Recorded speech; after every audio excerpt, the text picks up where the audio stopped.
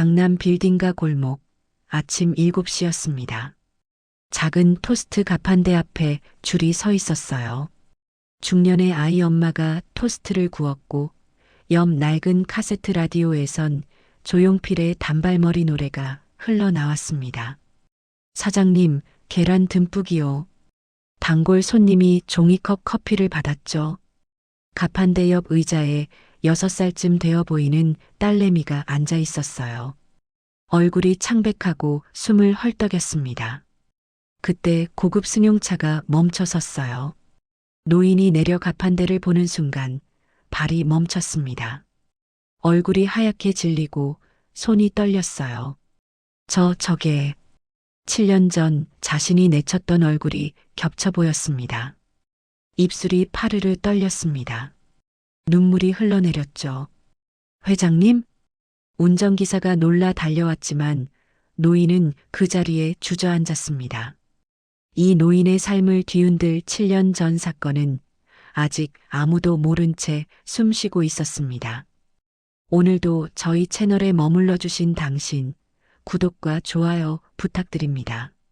저희는 매일 이런 인생 이야기들을 전해드립니다. 이 이야기는 1980년대 서울 강남 땅이 개발되고 빌딩들이 들어서던 오래전으로 거슬러 올라갑니다. 그 일이 있었던 날로 돌아가 보겠습니다. 장석환이 이끄는 유통회사는 승승장구하고 있었습니다. 업계에서 손꼽히는 기업이었죠. 석환은 68세였지만 여전히 회사를 직접 경영했습니다. 그 옆에는 항상 최태수가 있었어요. 20년을 함께한 전무이사였습니다. 회장님, 이번 분기 실적도 좋습니다. 최태수가 보고서를 내밀었습니다. 석환은 만족스럽게 고개를 끄덕였죠. 역시 자네야. 자네 없으면 이 회사 못 굴러가. 석환에게 최태수는 오른팔이었습니다. 믿음직하고 능력 있고 충성스러운 사람이었죠. 하지만 석환이 몰랐던 게 하나 있었습니다. 그의 아들 민우는 최근 이상한 점을 발견하고 있었어요. 민우는 31살 회사 기획실에서 일하고 있었습니다. 온화하고 정의로운 성격이었죠. 이상한데 민우가 회사 장부를 보며 중얼거렸습니다. 숫자가 맞지 않았어요. 지출 내역과 실제 거래처 내역이 달랐습니다. 더 파고들었습니다. 지난 10년간의 장부를 뒤지기 시작했죠. 그리고 발견했습니다. 수십억 원이 사라져 있었어요. 허위 거래처, 이중장부, 비자금 계좌, 모든 흔적이 한 사람을 가리키고 있었습니다. 최태수였습니다. 민우는 증거를 모았습니다. 디스켓에 파일을 저장하고 거래 내역을 프린트했죠. 아버지에게 보고하기 위해서였습니다. 하지만 조심스러웠어요. 최태수는 아버지가 가장 신뢰하는 사람이었으니까요. 확실한 증거 없이는 믿지 않을 게 뻔했습니다. 그날 밤 민우는 늦게까지 회사에 남아 있었습니다. 마지막 증거를 확인하고 있었죠. 사무실 문이 열렸습니다. 최태수였어요. 도련님, 아직도 일하십니까? 최태수가 웃으며 들어왔습니다. 하지만 그 눈빛은 차갑게 가라앉아 있었죠. 민우는 순간 긴장했습니다. 책상 위의 서류를 재빨리 덮었어요. 네, 전무님. 마무리하는 중입니다. 그래요? 혹시 재무 쪽 자료 보고 계셨나요? 최태수의 목소리가 낮아졌습니다. 민우는 침착하게 대답했어요. 아닙니다. 기획안 작성 중이었습니다. 하지만 최태수는 이미 알고 있었습니다. 민우가 무엇을 파고 있는지. 며칠 전부터 민우의 행적을 눈치채고 있었죠. 도련님, 최태수가 한 걸음 다가왔습니다. 내일 새벽에 창고 재고조사 좀 도와주실 수 있겠습니까? 급하게 확인할 게 있어서요. 새벽에요? 네. 오전 5시쯤 창고로 와주시면 감사하겠습니다. 민우는 이상함을 느꼈지만 거절할 수 없었습니다. 의심을 사서는 안 됐으니까요. 알겠습니다. 최태수가 나갔습니다. 문이 닫히는 순간 민우는 긴장이 풀려 한숨을 쉬었어요. 하지만 몰랐습니다. 그 약속이 마지막이 될 거라는 걸. 다음 날 새벽 민우는 창고로 향했습니다. 어두운 창고 안으로 들어섰죠. 전무님? 대답이 없었습니다. 불을 켰습니다. 그리고 그 순간 뒤에서 쾅 소리가 났어요. 창고 문이 닫힌 것이었습니다. 전무님, 민우가 문을 두드렸습니다. 하지만 이미 밖에서 자물쇠가 채워진 뒤였죠. 그리고 냄새가 났습니다. 휘발유 냄새였어요. 민우는 깨달았습니다. 창고 곳곳에 휘발유가 뿌려져 있었던 거예요. 안 돼. 밖에서 불꽃이 보였습니다. 최태수가 성냥을 그었던 거죠. 화염이 순식간에 번졌습니다. 창고는 불바다가 됐어요. 민우는 문을 두드리며 소리쳤지만 아무도 듣지 못했습니다. 연기가 폐로 들어왔고 시야가 흐려졌습니다. 예진아, 미안해. 마지막 순간 민우는 아내를 떠올렸습니다. 1시간 뒤 소방차가 도착했을 때는 이미 늦었습니다. 창고는 재만 남아 있었고 민우의 시신이 발견됐죠. 경찰과 소방서는 조사했습니다. 전기합선 흔적이 발견됐어요.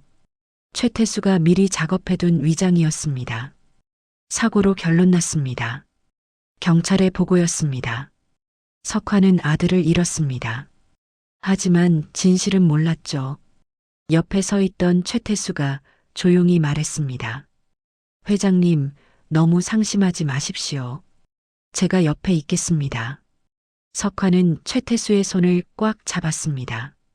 고맙네, 자네. 최태수는 고개를 숙였습니다. 얼굴에는 아무 감정도 없었죠. 장례식장이 차려졌습니다. 조용하고 차가운 공간이었어요. 영정사진 속에서 민우가 웃고 있었습니다. 석환과 그의 아내는 상복을 입고 앉아 있었죠. 조문객들이 줄을 이어 들어왔습니다. 삼가 고인의 명복을 빕니다. 고개를 숙이는 사람들. 석환은 넋을 잃은 채 앉아 있었어요. 며느리 예진도 상복을 입고 옆에 앉아 있었습니다. 27살 결혼한 지 2년밖에 안 된 젊은 미망인이었죠. 예진은 눈물도 나오지 않았습니다. 너무 큰 충격에 감정이 얼어붙어 있었어요. 형수님, 많이 힘드시죠? 최태수가 다가와 조문했습니다. 예진은 고개를 끄덕였죠. 도련님이 좋은 곳 가셨을 겁니다. 제가 회사 일 잘 챙기겠습니다. 최태수는 정중하게 인사하고 물러났어요. 아무도 그의 얼굴에 스쳐가는 차가운 미소를 보지 못했습니다. 장례는 3일장으로 치러졌습니다. 마지막 날 밤 예진은 혼자 빈소를 지키고 있었어요. 여보, 영정사진을 바라보며 작게 속삭였습니다. 나 임신했어. 2달 됐어. 당신한테 말하려고 했는데. 눈물이 흘러내렸습니다. 뱃속에 생명이 자라고 있었지만 아이의 아버지는 이미 없었죠. 그날 밤 늦게 모두가 잠든 시각이었습니다. 석환의 집 서재. 금고 문이 열려 있었어요. 안에 있던 현금 5천만 원과 금부치가 모두 사라졌습니다. 최태수가 서재를 나서며 조심스럽게 문을 닫았습니다. 손에는 무거운 가방이 들려 있었죠. 새벽 4시 최태수는 예진이 머무는 방 앞에 섰습니다. 문을 두드렸어요. 예진이 문을 열었습니다. 놀란 표정이었죠. 전무님? 이 시간에 최태수가 안으로 들어왔습니다. 표정이 달라져 있었어요. 더 이상 정중하지 않았습니다. 형수님 앉으세요. 차가운 목소리였습니다. 예진은 본능적으로 뒤로 물러섰어요. 도련님이 뭐라고 계셨는지 아십니까? 무슨 말씀이세요? 회사 비리를 캐고 다녔어요. 저를 조사하고 있었죠. 예진의 얼굴이 하얗게 질렸습니다. 그래서 사고가 난 겁니까? 최태수는 대답하지 않았습니다. 하지만 그 침묵이 모든 걸 말해주고 있었죠. 형수님도 임신하셨다면서요? 예지는 본능적으로 배를 감쌌습니다. 어떻게? 다 알아요. 회장님 댁 식모한테 들었어요. 최태수가 한 걸음 다가왔습니다. 지금 경찰에 가봤자 소용없어요. 회장님은 저를 20년간 믿어온 분이에요. 회장님 인맥으로 경찰도 다 처리할 수 있죠. 예진이 떨기 시작했습니다. 제발 조용히 사라지세요. 오늘 당장. 그럼 형수님도 아기도 무사할 겁니다. 협박이었습니다. 금고에서 돈이 사라질 거예요. 회장님께는 제가 말씀드리죠. 형수님이 남자랑 도망가는 걸 봤다고. 그건 거짓말이잖아요. 누가 믿겠어요? 회장님은 저를 믿으실 겁니다. 형수님 편을 들어줄 사람은 아무도 없어요. 최태수가 봉투 하나를 던졌습니다. 여기 500만 원 있어요. 이거 들고 멀리 가세요. 다시는 나타나지 마시고. 안 돼요. 저는 아무것도. 안 그러면. 최태수의 눈빛이 차갑게 가라앉았습니다.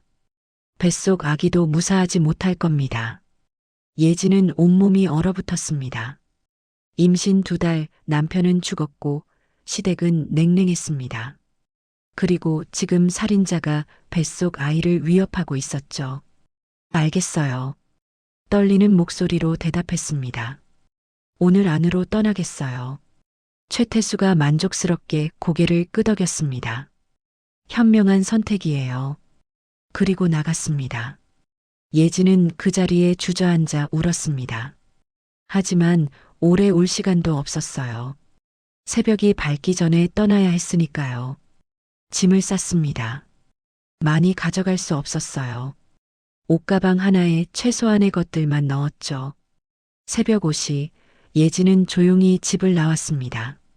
뒤도 돌아보지 않았어요. 그 시각 최태수는 석환에게 전화를 걸었습니다. 회장님 죄송합니다만 급히 말씀드릴 게 있습니다. 무슨 일인가?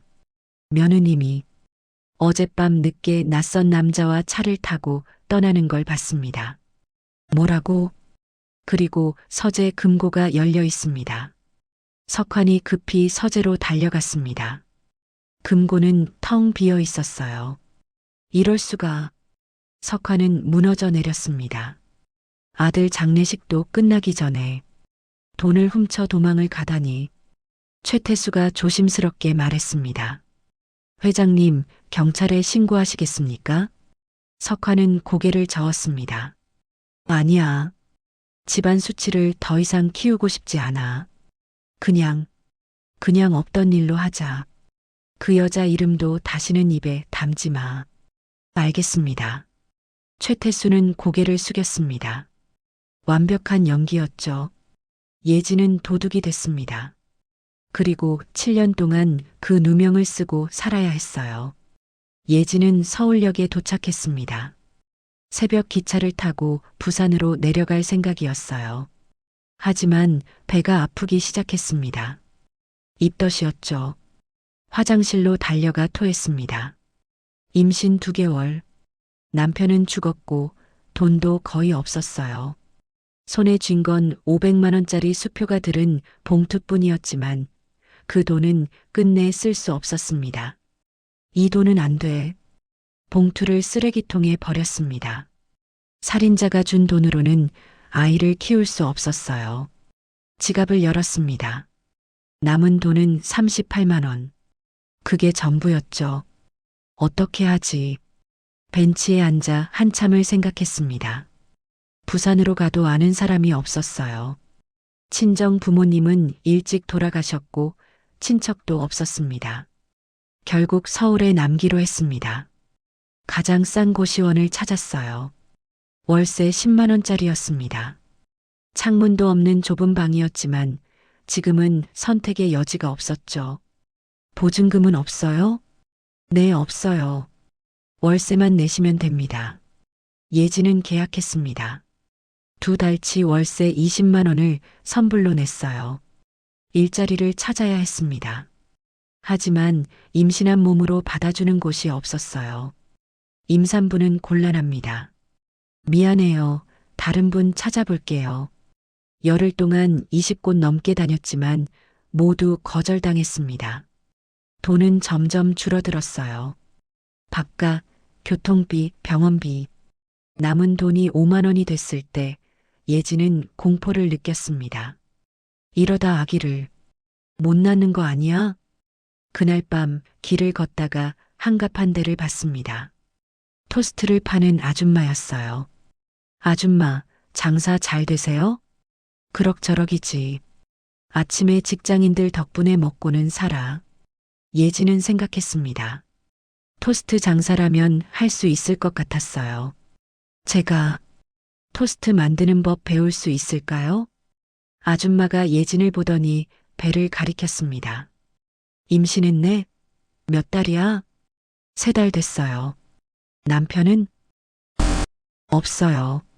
아줌마는 한참을 예진을 바라봤습니다. 그리고 한숨을 쉬었어요. 일주일만 옆에서 봐. 대신 월세 내는 거 도와줄 테니까. 정말요? 어차피 혼자 하기 힘들었어. 같이 있으면 좋지. 예지는 일주일 동안 토스트 만드는 법을 배웠습니다. 철판 온도 맞추기, 버터 바르기, 계란 굽기. 간단해 보였지만 요령이 필요했어요. 손님들한테 친절하게 해. 그럼 단골이 돼. 아줌마의 가르침이었습니다. 한 달 뒤 예지는 자신의 가판대를 차릴 수 있었어요. 아줌마가 중고 장비를 구해줬습니다. 강남 쪽 빌딩과 골목이 좋아. 아침에 직장인들 많이 다녀. 아줌마의 조언대로 강남으로 갔습니다.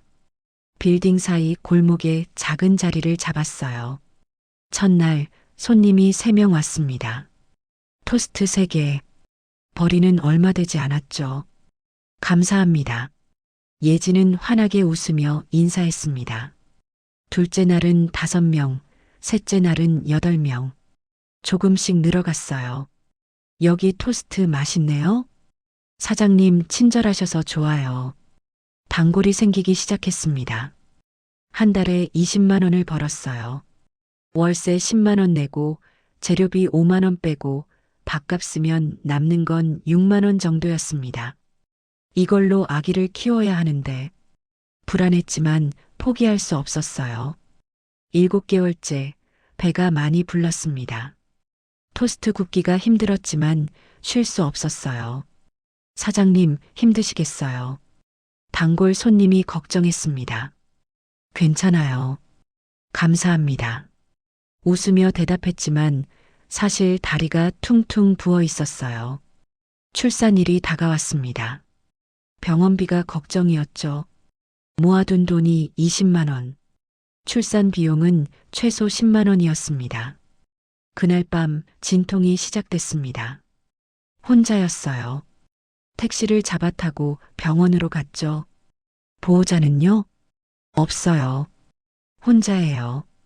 간호사가 안타까운 표정을 지었지만 어쩔 수 없었습니다. 13시간의 진통 끝에 아기가 태어났습니다. 여자아이였어요. 축하드려요. 하지만 의사의 표정이 어두웠습니다. 아기에게 심장 질환이 있습니다. 예. 선천성 심실중격 결손증이에요. 수술이 필요합니다. 예진의 머릿속이 하얗게 됐습니다. 수술비가 얼마나 되나요? 400만 원 정도입니다. 400만 원. 예진에게는 천문학적인 금액이었어요. 지금 당장은 아니고 상태가 나빠지기 전에 수술하시면 됩니다. 그때까지 돈을 모으셔야 해요. 예진은 아기를 안았습니다. 작고 연약한 생명이었죠. 서윤아, 엄마가 꼭 수술시켜줄게. 꼭. 눈물이 흘러내렸습니다. 퇴원하는 날 병원비 10만 원을 냈어요. 남은 돈은 10만 원. 그게 전부였습니다. 고시원으로 돌아왔습니다. 아기와 단둘이 앞으로 어떻게 살아야 할지 막막했지만 멈출 수 없었어요. 서윤아, 우리 힘내자. 엄마가 지켜줄게. 다음 날부터 다시 토스트 가판대로 나갔습니다. 아기를 업고서요. 6년이 흘렀습니다. 서유는 6살이 됐어요. 새벽 5시 예진과 서유는 가판대로 향했습니다. 서유는 의자에 앉았고 카세트 라디오에서 조용필의 단발머리 노래가 흘러나왔어요. 사장님, 계란 듬뿍이요. 단골 손님이 서윤에게 사탕을 줬습니다. 서윤의 얼굴은 창백하고 입술은 파랗게 질려 있었어요. 하루벌이로 생활비를 아껴 쓰고 6년간 모은 돈은 180만 원. 수술비 400만 원에는 절반 이상이나 부족했습니다. 어느 날 서윤이 쓰러졌어요. 병원 응급실에서 의사가 말했습니다. 6개월 안에 수술하셔야 합니다. 더 늦으면 위험해요. 집으로 돌아오는 택시 안에서 서윤이 말했어요. 엄마, 미안해. 내가 아파서. 무슨 소리야? 예진은 서윤을 안고 울었습니다. 그날 밤 예진은 계산기를 두드렸어요. 모든 방법이 막혀 있었습니다. 그날 아침 석화는 강남 미팅 가는 길이었어요. 차가 신호에 걸렸고 빌딩 사이 골목에 토스트 가판대가 보였습니다. 차 세워. 석화는 비틀거리며 가판대로 걸어갔어요. 토스트 굽는 여자가 고개를 들었습니다. 예진이었습니다. 아버님. 석화는 혼란스러웠어요. 5천만 원 가진 여자가 왜 여기서 토스트를? 가판대 옆 의자에 여자아이가 앉아 있었습니다. 창백한 얼굴, 파란 입술, 민우를 닮았어요. 저 아이는. 예진이 황급히 서윤을 감쌌습니다. 가주세요. 차로 돌아온 석화는 혼란스러웠어요. 미팅 후 사립탐정에게 전화했습니다. 한혜진이라는 여자를 조사해주게. 그 딸도. 자세히. 그날 저녁 석화는 두 손으로 얼굴을 감쌌어요. 만약 정말 내 손주라면. 가슴이 무너져 내렸습니다. 일주일 후 사립탐정이 서류를 가져왔습니다. 출산일이 7년 전 10월 15일. 도련님 사고 6개월 후입니다. 아이 이름은 장서윤. 선천성 심장질환으로 수술비 400만 원이 필요한데 6년 동안 절반도 못 모았습니다. 석환의 심장이 빨라졌어요. 하루벌이로 사는 현재 통장 잔액을 봤을 때 5천만 원 흔적은 어디에도 없습니다. 며느리는 돈을 안 가져간 거야? 사흘 후 DNA 결과가 나왔습니다. 친자 확률 99.99%. 석환은 주저앉았어요. 내 손주. 7년 동안. 한참을 온 뒤 석환은 민우의 유품 상자를 열었습니다. 파일 디스켓이 있었어요. 파일을 열자 횡령 증거, 최태수 비자금 계좌, 허위 거래 내역이 나타났습니다. 민우가 이걸 발견했구나. 그리고 최태수가. 모든 진실이 보였습니다. 이 나쁜 자식이. 절대 용서 못해. 다음 날 석환은 최태수를 불렀습니다. 이게 뭔지 아나? 파일 디스켓을 꺼내 책상에 놓았어요. 최태수의 얼굴이 굳었습니다. 민우가 남긴 증거야. 10년간 수십억 원 횡령. 창고 화재도 자네가 불을 질렀지. 석환의 목소리가 차갑게 가라앉았어요. 며느리를 조사했네. 7년 동안 하루벌이로 벌어먹어 살았어. 5천만 원 흔적은 없더군. 내 손주가 심장병으로 죽어가는데 수술비를 못 모았어. 한참의 침묵 후 최태수가 무너졌습니다. 죄송합니다. 도련님이 눈치챘을 때 겁이 났습니다. 창고에 가두고 협박하려 했는데 불이 너무 빨리 번졌고 저는 무서워서 내 아들을 불 속에 남겨두고 도망쳤구나. 형수님도 임신한 걸 알고 뱃속 아이를 위협했습니다. 금고를 털어 누명을 씌웠고요. 석환이 전화를 들었어요. 경찰입니까? 살인 사건을 신고합니다. 1시간 후 최태수는 수갑을 차고 끌려갔습니다. 석환은 창밖을 바라봤어요. 민우야, 아빠가 진실을 밝혔다. 이제 며느리와 손주에게 가야 했습니다. 그날 밤 석화는 고시원 문을 두드렸습니다. 예진아, 최태수를 잡았다. 다 자백했어. 서윤이가 내 손주라는 것도 알았어. 7년 동안 고생시켜서 정말 미안하다. 한참 후 예진이 문을 열었습니다. 석화는 좁은 방을 둘러봤어요. 여기서 7년을. 서윤이 구석에서 바라봤습니다. 석화는 무릎을 꿇었어요. 할아버지란다. 미안하구나. 할아버지가 너희를 지켜주지 못했어. 눈물이 쏟아졌습니다. 예진도 울었어요. 용서해다오. 내가 너를 도둑으로 몰았어. 서윤이 석환의 눈물을 닦아줬어요. 이제 안 울어요, 할아버지. 석환은 서윤을 안았습니다. 수술시켜주고 좋은 집에서 살게 해줄게. 일주일 후 서윤은 수술을 받았습니다. 5시간 뒤 성공했습니다. 예진이 주저앉았어요. 한 달 후 서윤은 퇴원했습니다. 석환의 집, 넓은 방. 여기가 우리 집이에요? 서윤이 뛰어다녔어요. 건강해진 모습이었습니다. 어느 날 세 사람은 민우의 묘를 찾았습니다. 민우야, 내 가족을 찾았어. 서윤이도 건강해졌어. 바람이 불었습니다. 늦었지만 가족은 다시 하나가 됐습니다. 오늘 서윤이네 가족 이야기는 어떠셨나요? 시청해 주셔서 감사합니다.